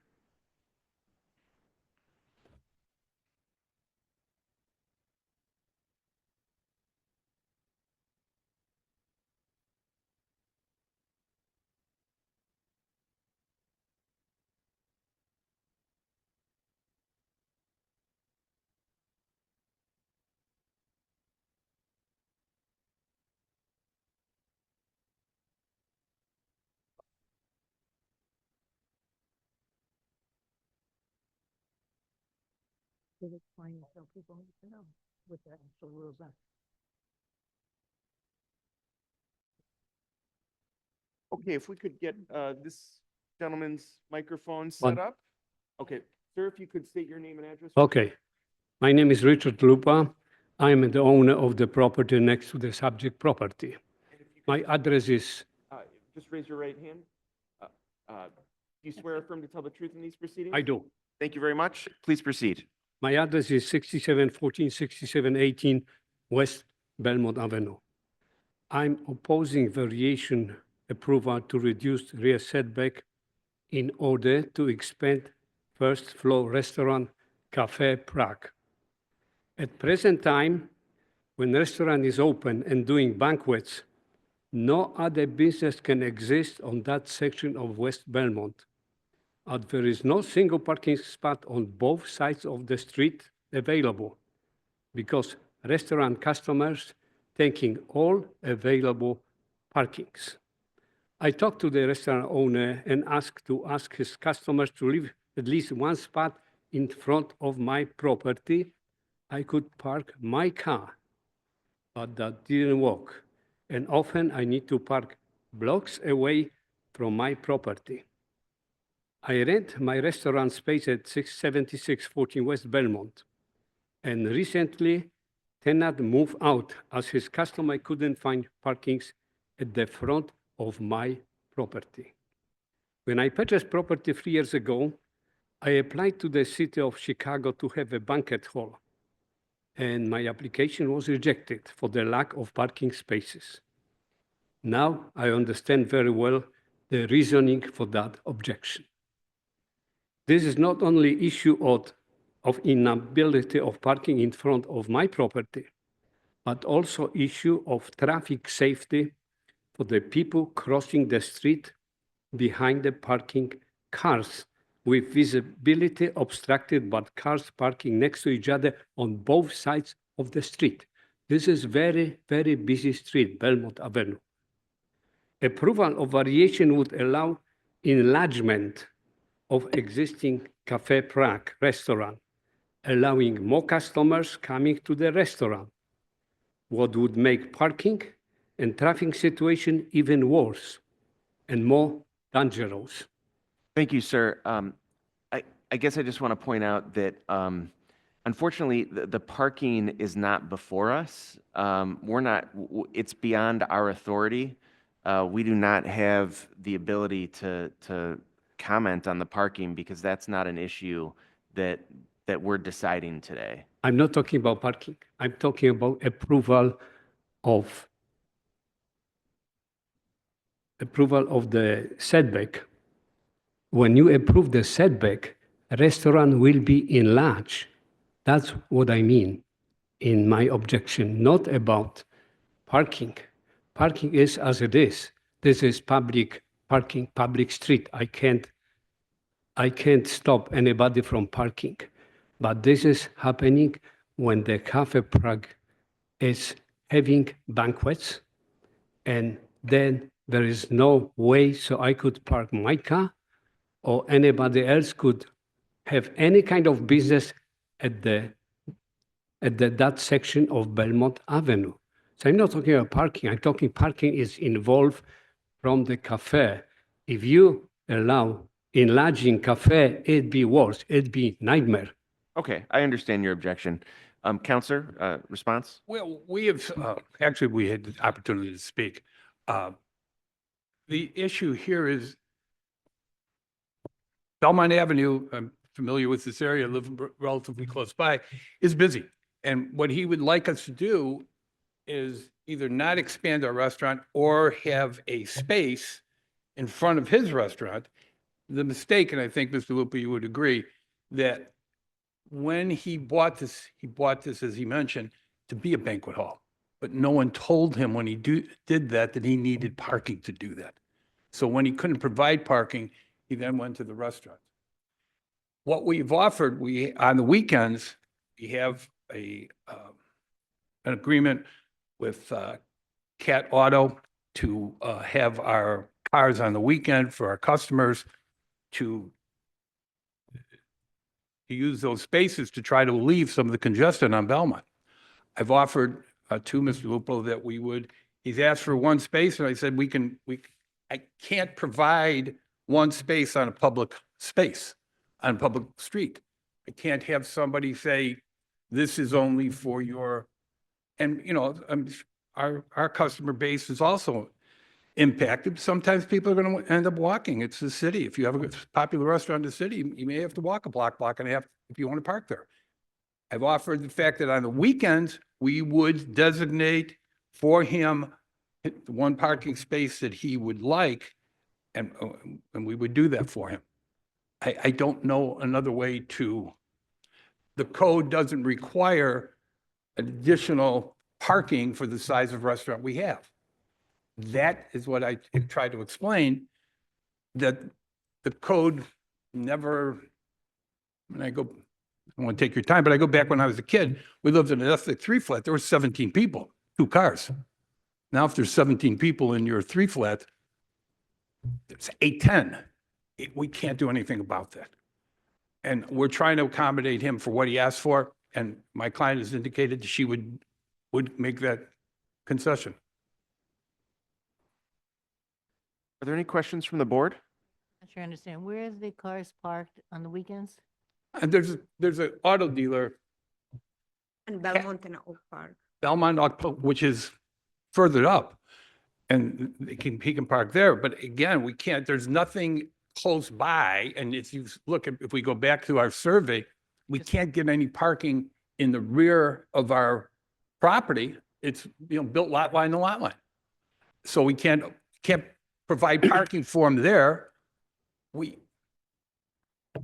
trying to, trying to alleviate as much parking we can, but again, that's, Oak Park is what, 7,600, we're 8 blocks away for our parking. I can say something. Before these gentlemen bought the building, then was very successful Polish restaurant next to us, and we never has issue, the customer just walk how he said, have blocks or something. It's a city and was also a very busy restaurant. What's the occupancy of the restaurant now? Around 100 people. And with the expansion, I think we are planning about 50, 15 more? 15? Yeah. 50. 50, 50, 50. 50. Yeah, just extending seating. Can I make one more comment? It's very important. Go Can ahead. I? Okay. When we do restaurant business, there's no problem. You can find parking on both sides. But when you do banquets, that's problem. It's coming. And when they enlarge the restaurant, they can do banquets every day. Right now, they do only on the weekends, Fridays, Saturdays, Sundays. No. So that's my point. Yeah. Okay. If you expand, you can do banquets every day. Right, but am I correct that doesn't a banquet would require? Parking. That, the same problem that Mr. Lupa had when whoever advised him didn't say, when you do a banquet hall, you need parking. Right, And then he had to convert from banquet hall to restaurant. right. So you're not, even if you wanted to, you're not able to do banquets. Correct. Because you also can't provide the parking We that's can't provide the required. parking, as you can see in there. And it's getting more and more difficult to get special uses for off-site parking because leases terminate, et cetera. Right, So, right. All right, are there any other questions from the board? Next time, I want to be. Just for the record, at the beginning, I asked everybody planning to testify, please raise your right hand, and then I gave the oath. So But you didn't ask, you asked him to swear in when I came. that's because he You just wasn't take me here. As a nuisance, and you did not ask me to swear in. So in the future, when I speak up here on these items, I want to be sworn in, and that will be the public record. And thank you, sir. I would ask you to just pay attention when I give the oath in the beginning. The reason that I had to swear in this gentleman separately is because he was not up here with you when we did this hearing. And so for the next hearing, please raise your right hand when I tell you to. With that, we will take this matter under advisement. thank you very much for your time consideration. Mr. Lupa, if you want to call, I gave you my business, off the record, I gave you my business card, call me. Thank you.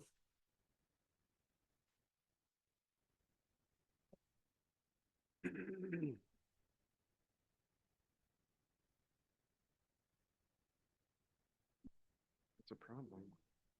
I guess we can take a recess. Who is the attorney? Yeah, all right. Oh. Okay, I move that we recess. Well, first of all, let me just say this. We have one matter left, and the attorney and the witnesses should be here right now.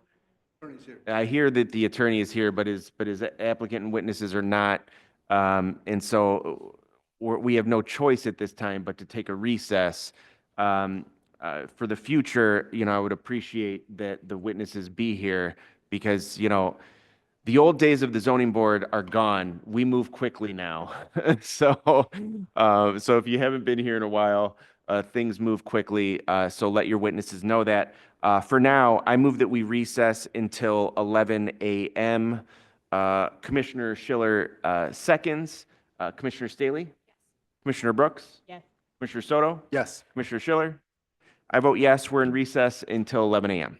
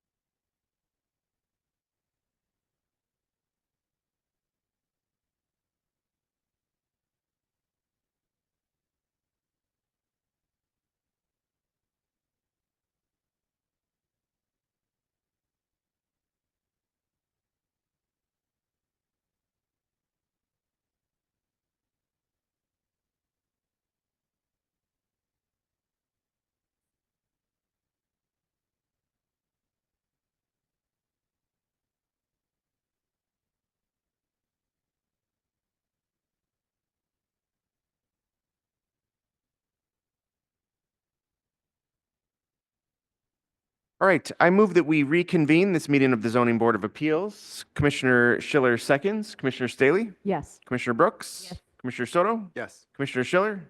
I vote yes, and we're back, and we are calling our last case, 10725S.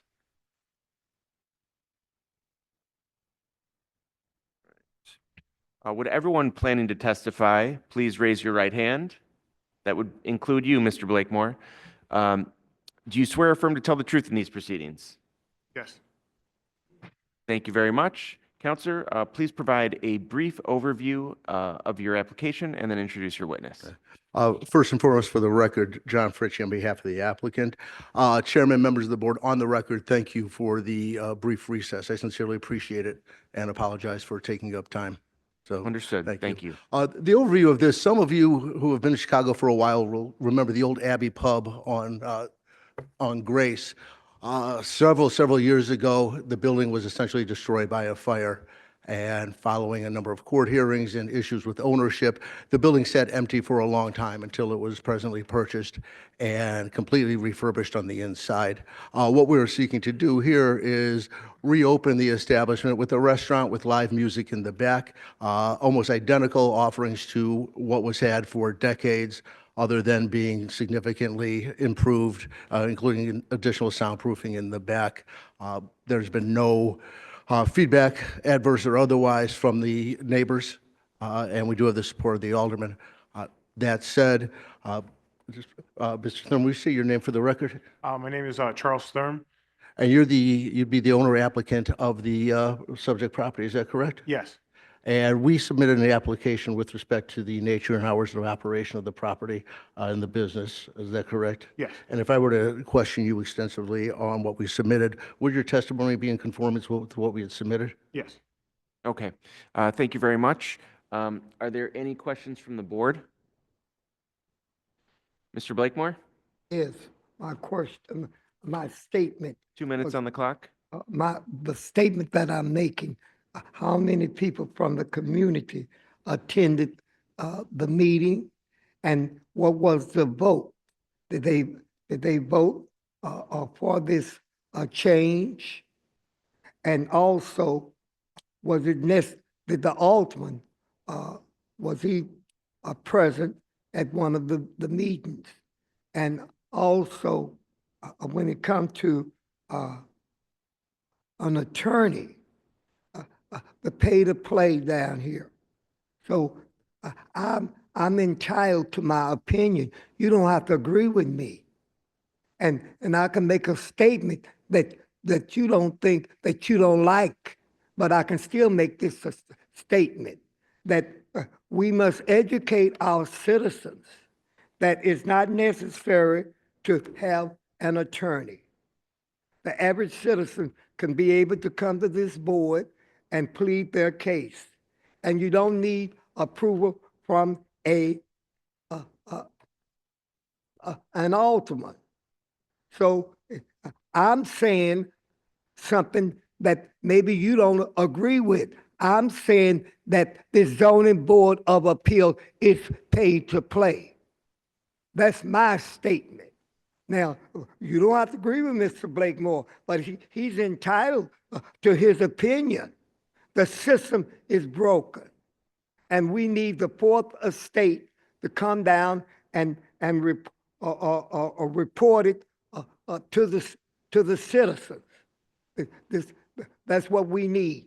The fourth estate, the press. So I'm using this iPhone as a way of exposure. They have a previous alderman who has influence, another previous commissioner who has influence. So thank you. Thank you. Any questions from the board? All right, we will take this matter under advisement. Thank you. Thank you all. Have a good weekend. All right, I move that we convene into closed session pursuant to Section 2C4 of the Open Meetings Act for the purpose of considering the evidence and testimony presented in open session. Commissioner Schiller seconds. Commissioner Staley? Yes. Commissioner Brooks? Yes. Commissioner Soto? Yes. Commissioner Schiller? I vote yes, we're in closed session.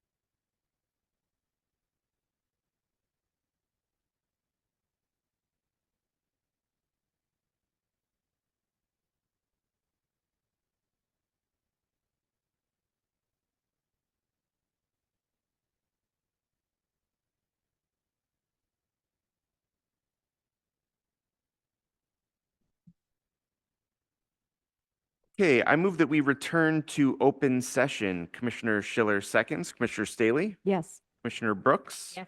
Commissioner Soto, Yes. Commissioner Schiller. I vote yes, and we're back. We will now vote. Note that any motion to approve a special use will be tied to the recommendations of the department and any additional conditions read by me.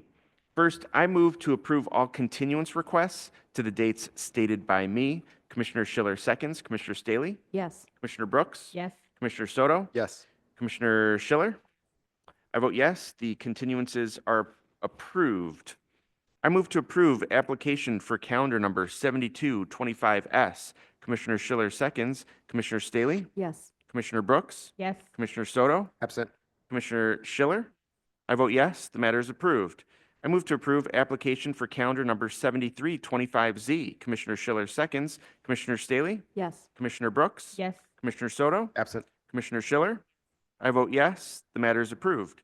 I move to approve application for calendar number 7425Z. Commissioner Schiller seconds, Commissioner Staley, Yes. Commissioner Brooks, Yes. Commissioner Soto, Absent. Commissioner Schiller. Yes. I vote yes, the matter is approved. I move to approve application for calendar number 7525Z. Commissioner Schiller seconds, Commissioner Staley, Yes. Commissioner Brooks, Yes. Commissioner Soto, Absent. Commissioner Schiller. Yes. I vote yes, the matter is approved.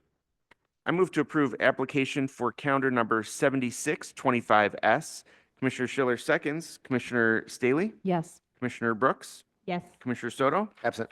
Commissioner Schiller. I vote yes, the matter is approved. I move to approve application for calendar number 7725S. Commissioner Schiller seconds, Commissioner Staley, Yes. Commissioner Brooks, Yes. Commissioner Soto, Absent. Commissioner Schiller. Yes. I vote yes, the matter is approved. I move to approve application for calendar number 7825S. Commissioner Schiller seconds, Commissioner Staley, Yes. Commissioner Brooks, Yes. Commissioner Soto, Absent. Commissioner Schiller. Yes. I vote yes, the matter is approved. I move to approve application for calendar number 7925Z. Commissioner Schiller seconds, Commissioner Staley, Yes. Commissioner Brooks, Yes. Commissioner Soto, Absent. Commissioner Schiller. Yes. I vote yes, the matter is approved. I move to approve application for calendar numbers 8025Z and 8125Z. Commissioner Schiller seconds, Commissioner Staley, Yes. Commissioner Brooks, Yes. Commissioner Soto, Absent. Commissioner Schiller. Yes. I vote yes, the matters are approved. I move to approve application for calendar number 8325Z and 8425Z. Commissioner Schiller seconds, Commissioner Staley, Yes. Commissioner Brooks, Yes. Commissioner Soto, Absent. Commissioner Schiller. Yes. I vote yes, the matters are approved. I move to approve application for calendar numbers 8525Z and 8625Z. Commissioner Schiller seconds, Commissioner Staley, Yes. Commissioner Brooks, Yes. Commissioner Soto, Absent. Commissioner Schiller. I vote yes, the matters are approved. I move to approve application for calendar number 8725S. Commissioner Schiller seconds, Commissioner Staley, Yes. Commissioner Brooks, Yes. Commissioner Soto, Absent. Commissioner Schiller. Yes.